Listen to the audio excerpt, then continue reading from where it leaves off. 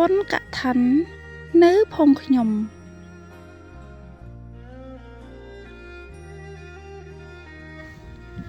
ចេញវស្សាហើយ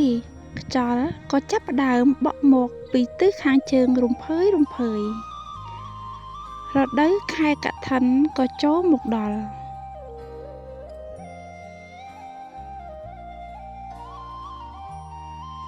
កឋិនភូមិខ្ញុំសប្បាយណាស់ចាស់នៅភូមិខ្ញុំតែងតែរៃអង្គាសលុយគ្នា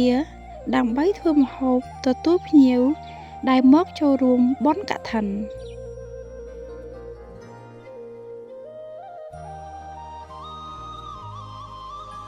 មិនមែនតែភូមិខ្ញុំទេដែលធ្វើម្ហូបគឺភូមិចម្រុះជើងវត្តទាំងអស់នាំគ្នាធ្វើម្ហូបគ្រប់ភូមិឆ្នាំនេះអ្នកភូមិខ្ញុំចៀនត្រីឆ្លូញផ្ទាប់ជាមួយបុកអំពិលខ្ចីឆ្ងាញ់ណាស់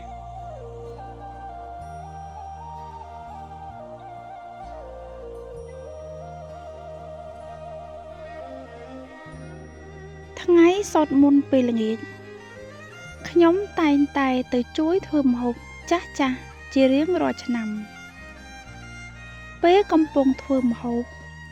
ពួកគាត់តែងតែនិយាយគ្នាលេងឬបង្អាប់គ្នាសើចកិលខ្ញុំញញឹមសម្លឹងមើលស្នាមញញឹមរបស់ពួកគាត់ខ្ញុំមានអារម្មណ៍ថាពិតជាមានក្តីសុខណាស់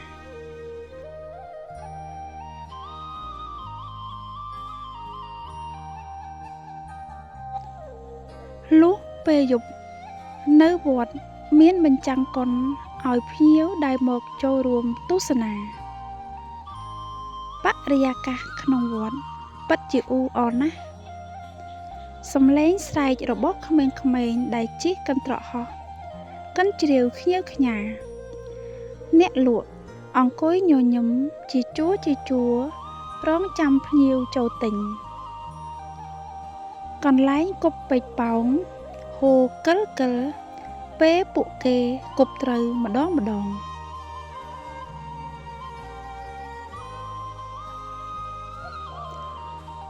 ខ្ញុំញញឹម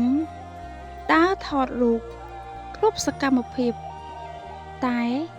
មិនមែនថតដោយកាមេរ៉ាទូរស័ព្ទទេគឺថតដោយបេះដូង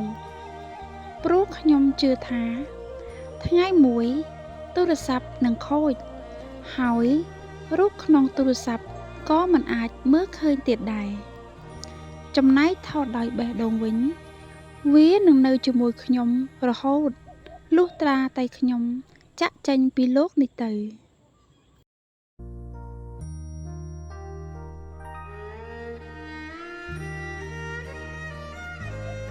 លុះព្រឹកឡើងឆៃយ៉ាំចាប់ផ្ដើមលេងក្មេង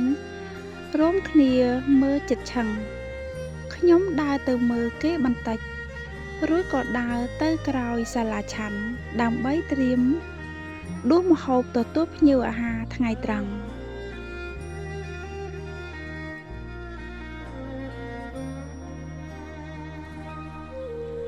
ភ្ញៀវដែលមកចូលរួមសរសើរមិនដាច់ពីមាត់ពីរសជាតិម្ហូបរបស់អ្នកភូមិខ្ញុំចាស់គាត់សប្បាយចិត្តណាស់ចំណែកខ្ញុំ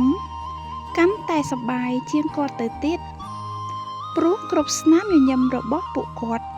គឺជាសេចក្តីសុខរបស់ខ្ញុំ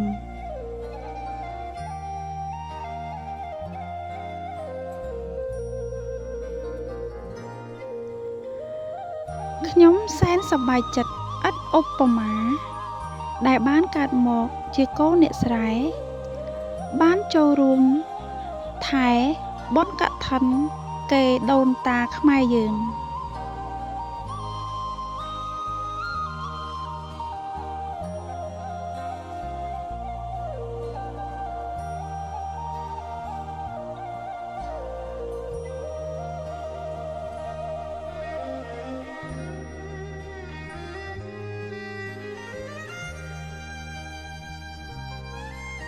សូមជួយចុច Subscribe និងសញ្ញារូបកណ្ដឹងដើម្បីទទួលបានវីដេអូបំពេអារម្មណ៍ឲ្យគេងលក់ស្កប់ស្កល់ថ្មីសូមអរគុណ